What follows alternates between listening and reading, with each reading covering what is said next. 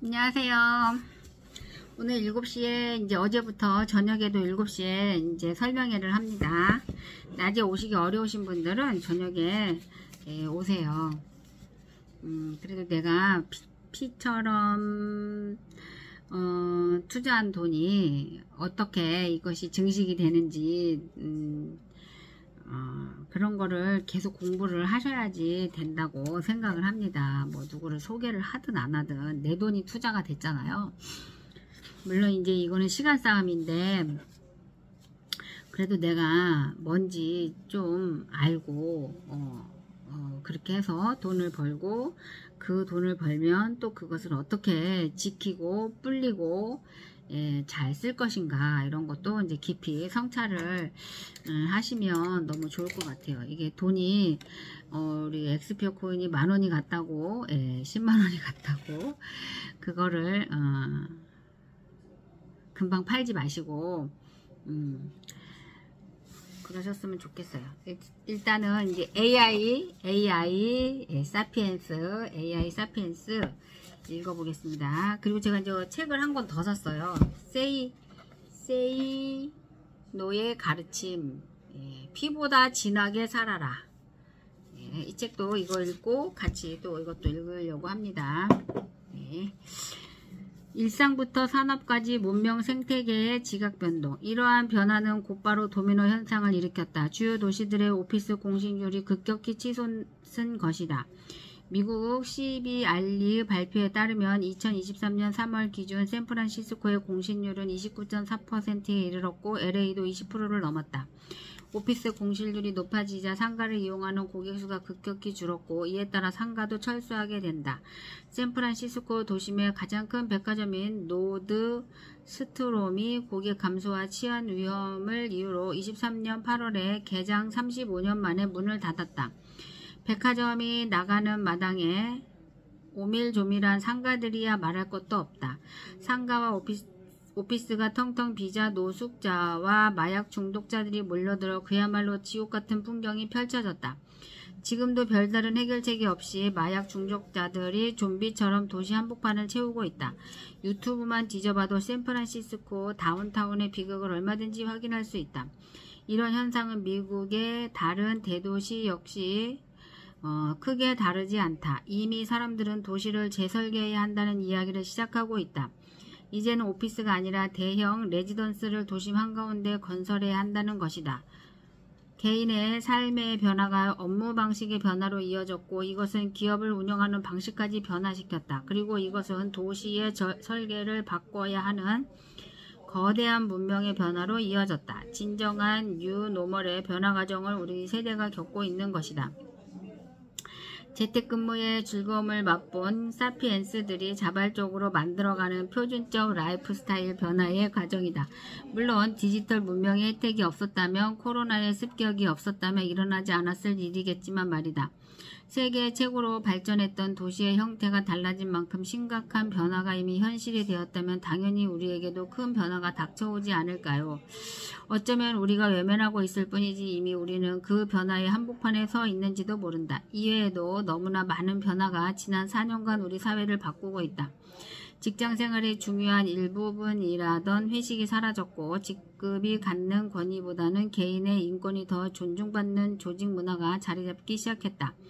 조직 내부의 도덕적 기준도 엄격해졌다. 작은 변화 같지만 사실 과거에는 쉽게 바꿀 수 없었던 근본적인 변화들이다. 이러한 표준 문명의 근원적인 변화는 챗 GPT나 그림 그려주는 AI, 가짜 동영상을 만들어주는 AI 등의 기술적 변화와는 격이 다른 이야기다.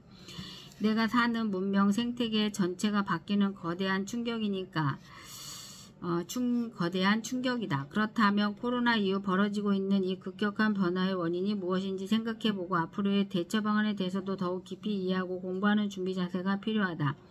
그것이 바로 이 책을 관통하는 핵심 주제다. 디지털 사회에서 일어나는 일들은 다행히 데이터로 확인할 수 있고 우리는 생각하는 사피엔스니까 데이터의 의미도 읽어낼 수 있다. 오랜 문명의 역사를 지닌 만큼 과거를 교훈 삼아 슬기롭게 미래를 준비할 수도 있다. 우리 사회가 나아갈 길, 우리 가족이 준비해야 할 일, 무엇보다 내가 이 문명 변화를 어떻게 이겨내고 더 나은 미래를 준비해야 할지 저와 함께 그 길을 찾아보자. 더 깊은 이야기 속으로 가보자. 시가총액이 알려주는 미래 기대치, 자본이 쏠리는 곳을 보라. 2007년 스티브 잡스의 손에 들려 아이폰이라는 존재가 세상에 나왔을 때도 이 물건이 인류를 이토록 크게 변화시킬 줄은 아무도 짐작하지 못했다. 심지어 그 당시 모든 컨설팅 회사가 게임이나 즐기는 어린 세대들에게 어필할 뿐 세계 시장에서의 확대는 어려울 것이다 라고 예상했다. 그래서 당시 핸드폰 업계의 최강자이던 노키아, 삼성, 모토로라, LG 등은 애플이 통신시장에서 성공하기는 쉽지 않을 거라 판단했고 당연히 대응도 제대로 하지 못했다. 그러나 아이폰은 마치 태풍 같은 위세로 확장하며 세계 시장을 휩쓸었다. 다행히 삼성은 구글과 손잡고 2010년 갤럭시 S라는 최초의 안드로이드 폰을 출시해 스마트폰 시장에 진입했다. 이후 스마트폰은 불과 십수년 만에 인류의 가장 큰 중요한 도구가 된다. 아니, 도구를 넘어 마치 인공장기처럼 우리 삶에 스며들어 버렸다. 특히 우리나라는 세계에서 가장 빠른 속도로 스마트폰 사용자가 늘어난 나라다. 데이터로 보자면 디지털 활용에 대한 적응력이 세계에서 가장 빠른 나라였다. 스마트폰을 신체 일부처럼 사용하는 사람을 포노 사피엔스라고 부른다. 호모 사피엔스라는 인간 학명의 폰을 의미하는 포노를 붙인 신조어다. 나는 2019년 이 제목으로 책을 쓰기 시작했는데 그래서 나는 이제 인간의 몸이 오장육부가 아니라 오장칠부라고 이야기한다. 간에 쓸개, 그 다음에 스마트폰이라고 말이다. 이제 스마트폰은 필수적인 인공장기라고 해도 지나치지 않은 표현 같다. 도구와 장기의 차이점은 명확하다. 도구는 하나의 목적을 위해 잠시 꺼내어 사용하지만 장기는 항상 신체에 붙어있고 무의식 속에서 뇌와 연결되어 작동한다. 밥을 먹고 나서 위장에서 소화시켜야 한다고 얘기할 필요가 없듯이 어느새 우리는 궁금한 것이 생기면 무의식적으로 스마트폰을 열어 검색한다. 친구에게 송금할 때도 마찬가지다. 마치 당연한 듯이 스마트폰 앱을 열고 순식간에 돈을 보낸다.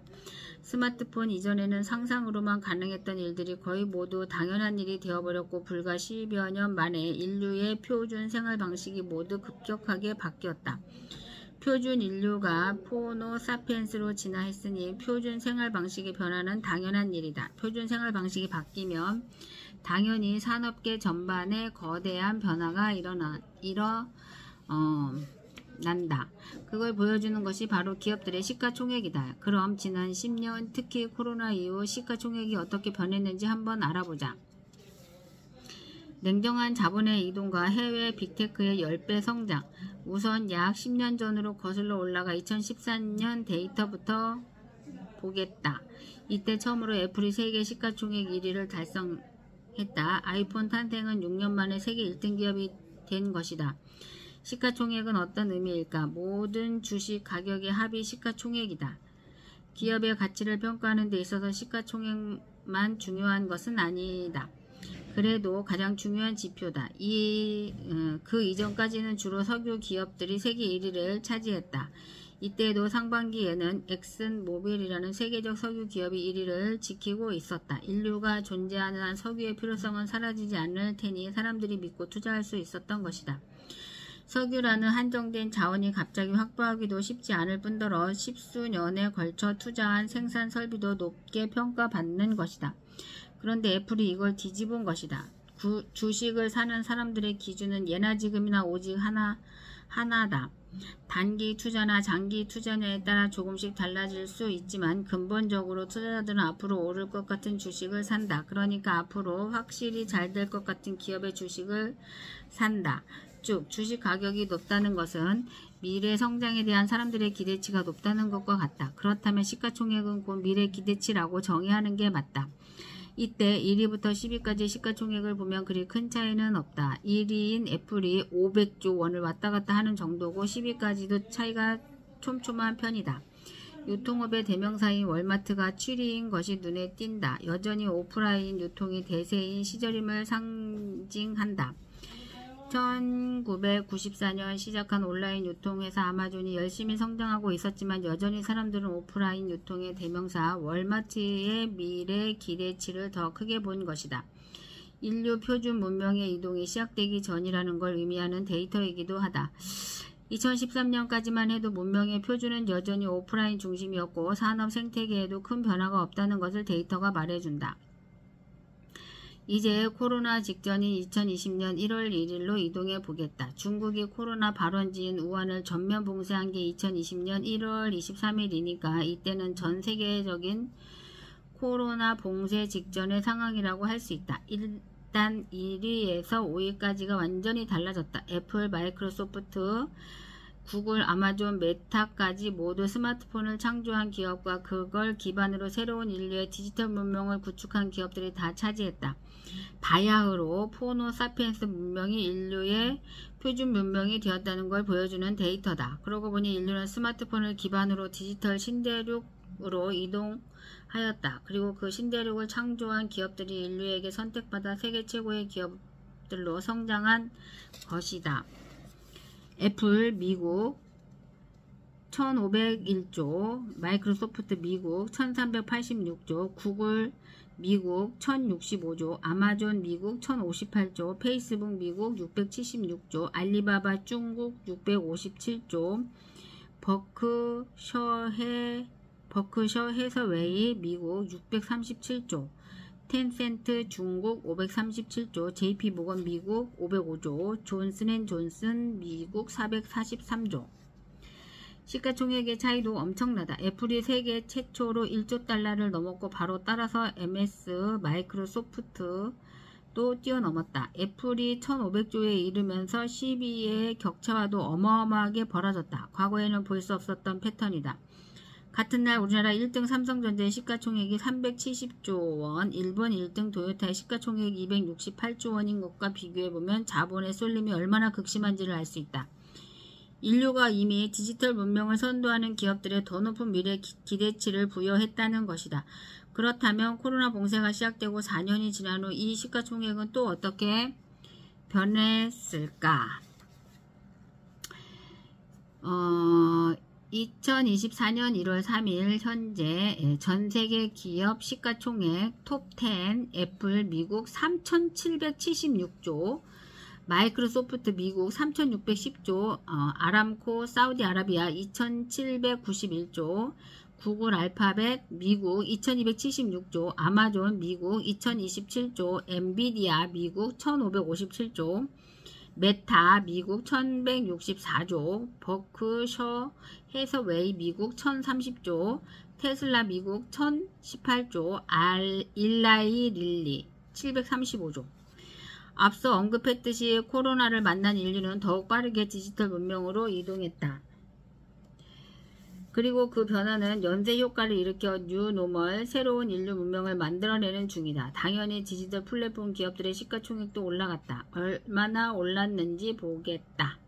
이제 2024년 1월 3일까지의 데이터를 보면 정확히 4년 만에 애플의 시가총액은 3조 달러를 넘어 3,776조 원이 되었고 마이크로소프트도 3,600조를 훌쩍 넘었다. 삼성전자도 오르긴 했지만 여전히 500조 언저리에 있다. 도요타도 320조 원 근처를 맴돌고 있다. 애플은 이제 넘사벽의 단계로 접어들었다.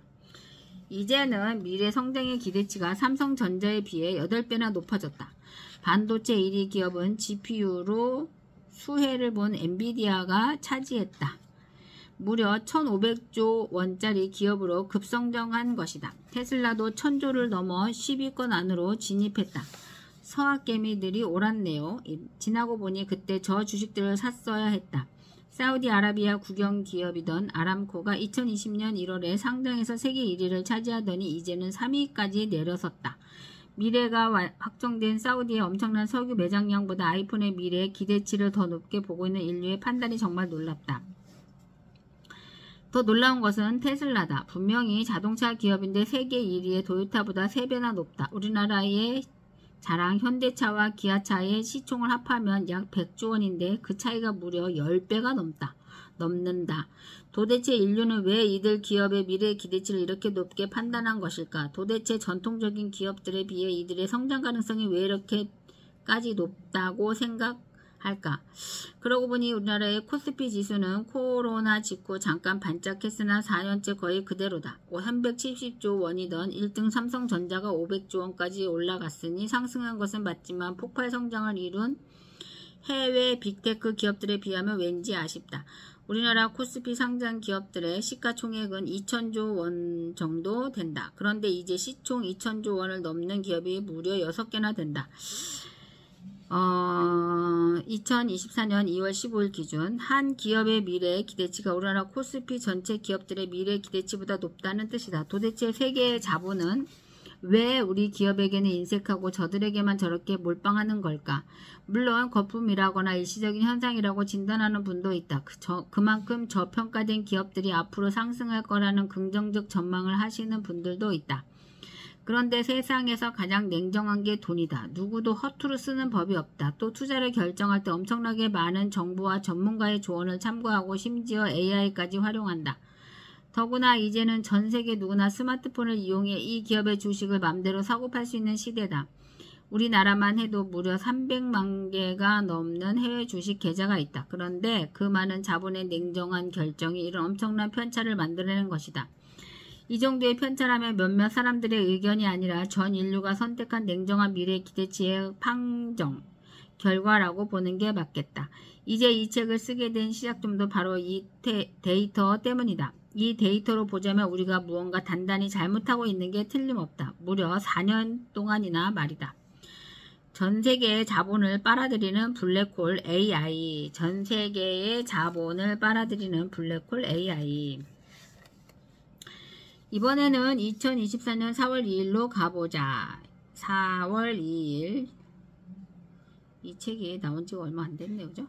주목할 것은 생성형 AI의 위력이다. 불과 3달 만에 MS가 큰 차이로 앞서며 시총 1위에 올랐다. 4,264조 원이라니 무시무시하다. 도대체 드디어 코스피 전체 시총을 합친 것보다 2배 이상 큰 기업이 나왔다.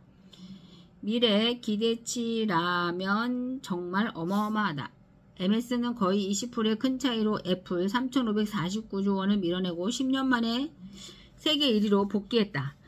챗 GPT를 집어삼킨 MS에 대한 미래 기대치이다. 애플이 폭락한 건 생성형 AI에 대한 전략 부재 탓이라고 한다. 또 하나 놀라운 기업이 바로 엔비디아다.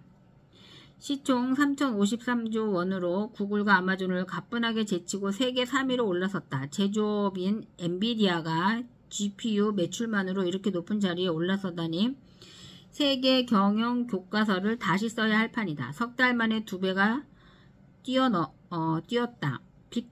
빅테크들이 너도 나도 앞다퉈 생성형 AI 서비스 개발에 도전한다고 나서면서 자본이 AI 집중 현상도 더욱 도드라지고 있다. 이제 시총 2천조 원 이상 기업이 무려 6개나 된다. 자본 쏠림이 얼마나 심각한지 실감이 난다. 엔비디아의 GPU를 생산하는 TSMC도 톡톡히 혜택을 보면서 991조 원까지 상승하며 세계 9위, 아시아 1위를 기록했다. 우리나라 반도체 기업들도 생성형 AI 산업의 수혜를 조금씩 받고 있다. 삼성전자도 563조 원을 기록하며 8만 전자를 회복했다. 테슬라가 폭락했다는 뉴스가 많았는데 여전히 700조 원 언저리를 지키고 있다. 현대차와 기아차가 합해서 100조 원을 넘는 것은 참 고무적인 현상이다.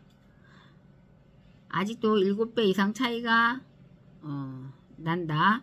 불과 석 달 만에 또 수천조 원이 움직였다. 그 중심에 생성형 AI를 이끌어가는 이 2개의 엔진, 소프트웨어 개발과 AI 반도체가 자리 잡고 있다. 너무나 급격한 주가 변동에 투자의 천재라는 워런 버핏도 카지노 같은 증권시장이라고 이야기하고 있다. 그럼에도 우리 기업들은 외면하는 자본이 야속하기만 하다. 우리 기업들을 외면하는 자본이 야속하기만 하다. 기업에 대한 미래 기대치를 비교하면서 원인을 분석해보면 우리 기업들이 달라져야 할 점이 무엇인지 찾을 수 있다. 동시에 우리 사회의 미래 기대치를 올리는 방법도 찾아낼 수 있다. 무엇보다 중요한 것은 미래를 준비하는 학생과 청년들이 그 기준을 제대로 알아야 한다는 것이다. 그래야 앞으로 10년 후 자신의 미래 기대치를 제대로 올릴 수 있다. 그래서 인류는 자본은 도대체 왜 이들 기업만을 편애하는지 가장 중요한 요인들을 정리해 봤다. 이 책이 왜 이렇게 읽기가 어렵죠? 너무 읽기가 어렵네요. 어쨌든 차분차분 읽기로 하고요. 네, 차분차분 읽기로 하고요. 너무 책이 읽기가 어려워서 천천히 읽어야 될 것 같아요. AI 사피엔스. 이게 책이 제가 좀 어려워. 세이노의 가르침, 이 책을 먼저 읽을 수도 있겠습니다. 이 책이 굉장히 재미있을 것 같아요. 이 책은 빨리 읽을 수도 있을 것 같아요. 빨리. 일단은 제가 불을 잠깐 끄고 올게요. 불을 잠깐 끄고